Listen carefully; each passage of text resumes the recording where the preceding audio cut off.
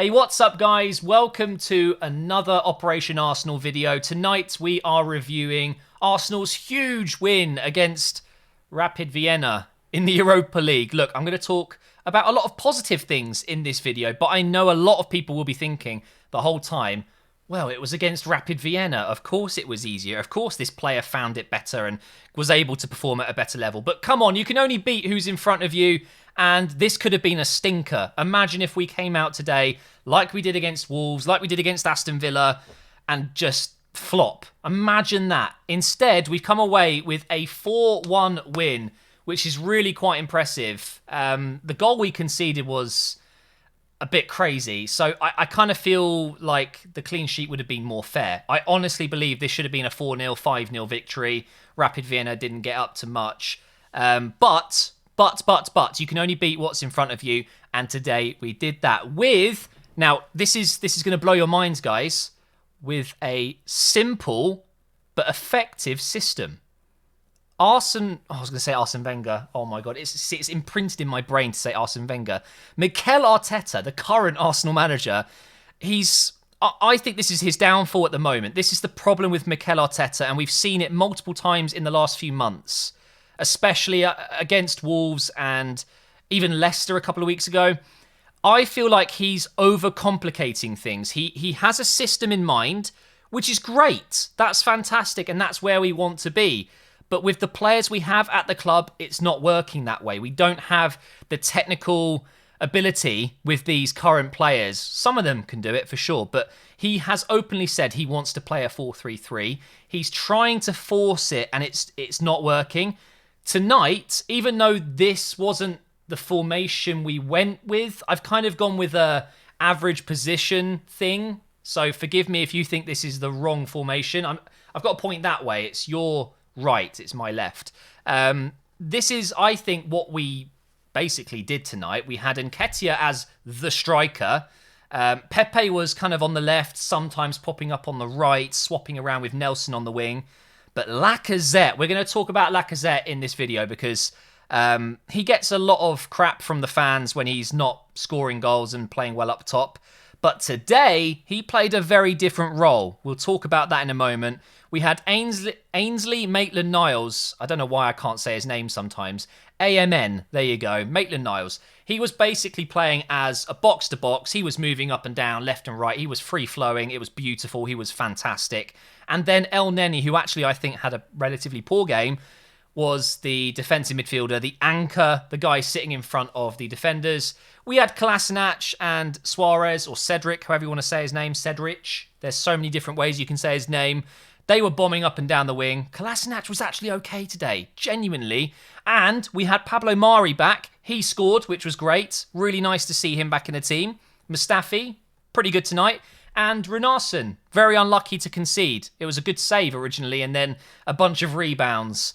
But let's talk about Lacazette, because I have been openly frustrated with Lacazette. Whenever we play him as a striker, it hasn't worked. It means we shift Aubameyang over to the left, and it didn't seem to work, especially against the bigger teams. However, going into Sunday, I think against Tottenham at least, Lacazette, he seems to turn up more in those kind of games. He has scored quite a few times against Tottenham. I remember the last one. Oh, incredible, against Tottenham at their ground. Hopefully we'll get that again. But today, he played as effectively a number 10, behind the striker.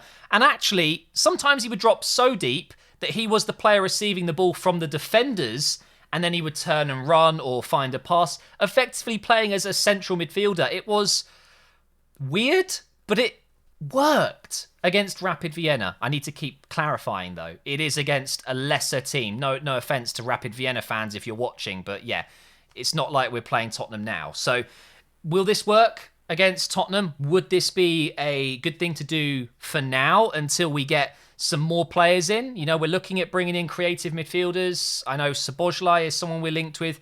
Alwar, of course. Bardi. There's a lot of number 10s or effectively attacking number 8s that we're linked with. Is this, until then, a good way to fill in that gap? Should Lacazette be a deeper number 10 type role. I don't know. It seemed to work really well tonight. He was involved in everything, and he was subbed off at around the 60-minute mark. And that, to me, I think Arteta's already decided that he's starting on Sunday, so he was resting him. It's fascinating. Lacazette as a number 10, who would have thought? He can genuinely play well there. But of course, the real test would be in a game that's so intense and has so much pressure involved against Tottenham. But regarding Arteta's system, playing a 4-3-3, maybe that's not the way. Maybe we do go with a 4-2-3-1 with Lacazette as a 10. But I really, really enjoyed how much more simple it seemed to be today. We were just passing forward. We were taking on players.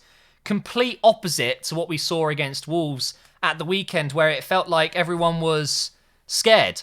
Everyone was terrified to receive the pass, didn't want to turn and run. Yeah, really, really quite something else tonight. But this is, I think, what we need to be doing until Arteta gets a bit more time. So for me, a lot of people are asking me, is Arteta at risk right now? Would you sack him? Would you move on straight away? My answer is no. Every single time, no chance. He's been here for less than a year, okay? It's still only early December. He's only been here since January, I believe it was. Time has flown, thankfully, because 2020's been awful.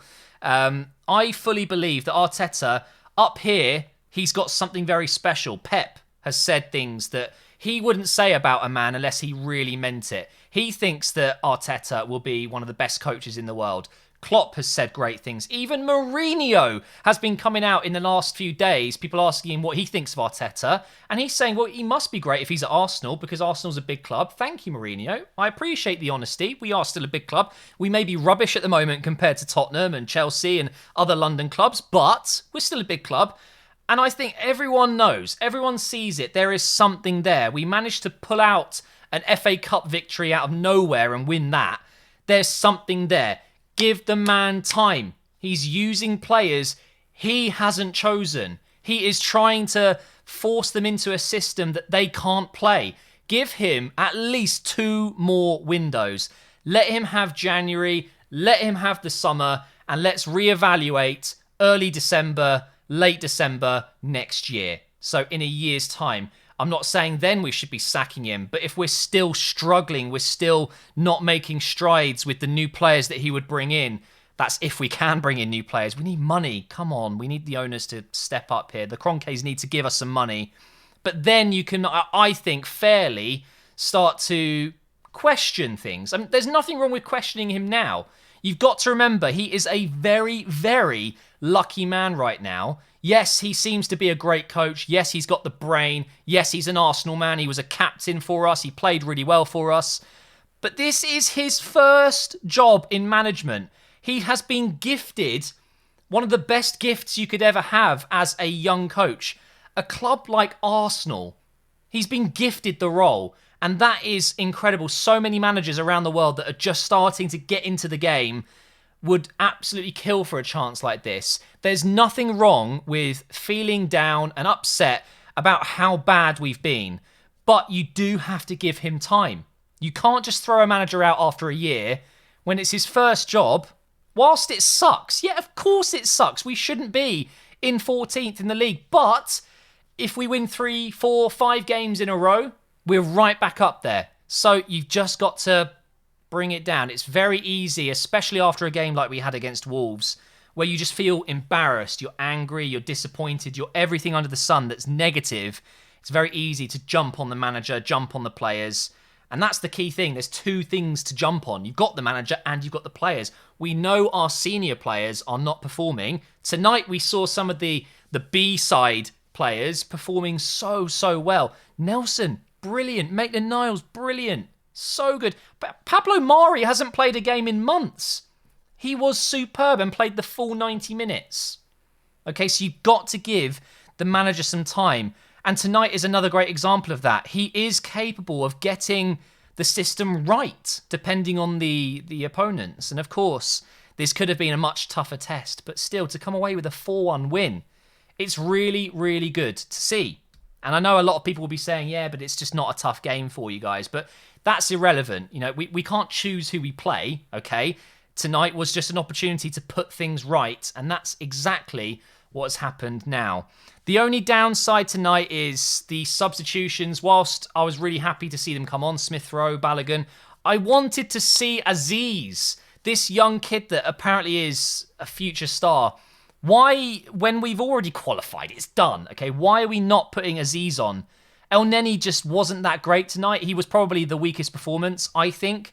Why not throw on Aziz? We didn't need an El Neni type player in the team at that point. We were winning by a few goals. Just get Aziz on. I want to see the kid. And give Balogun longer. Why was he only getting 10 minutes? And we saw how good Smith Rowe was. Why isn't he coming on in the 60th minute? So the substitutions, whilst they were good ones, they were just too late. I would have loved to have seen Aziz. I really would have. I was hoping he would get some minutes today and make his debut. And to be fair, I was half expecting Balogun to come on at half-time or something, because Nketiah, whilst he did score tonight, he wasn't having his best game ever. Pepe, quick mention on Pepe. He's really doing quite well in the Europa League.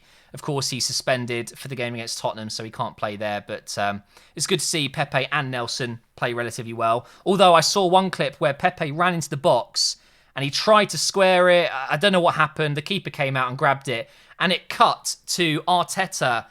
And he was fuming with Pepe, throwing his hands. He was so angry at him. Pepe is on thin ice right now, it feels like. He needs to keep performing. He was good tonight, but that was a disappointing moment of his game. But yeah, in general, guys, do you know what? It doesn't matter who you're playing. You can still be happy when your team wins. A 4-1 result after a terrible result of the weekend against Wolves. And you heard it here first, okay? If we play a system like this at the weekend and we just do our thing, we will beat Tottenham. I might sound mad. We shouldn't beat Tottenham. If we win against Tottenham on the weekend, it's wrong, okay? Even though it's right. I love it. It's great. It's the right thing to happen, but it's wrong. You know what I'm saying? Tottenham are so much better than us right now. It would be hilarious. It would be absolutely brilliant. Thank you for watching, guys. Quick reminder, no career mode video tomorrow. And I will be back on Sunday with... Well, I'm streaming tomorrow night. I'm streaming on Sunday the Arsenal game. And then, of course, there will be Operation Arsenal after that. But thank you for watching, guys. Have a great 3 days until I see you on Sunday. And, yeah, all the best. Stay safe out there.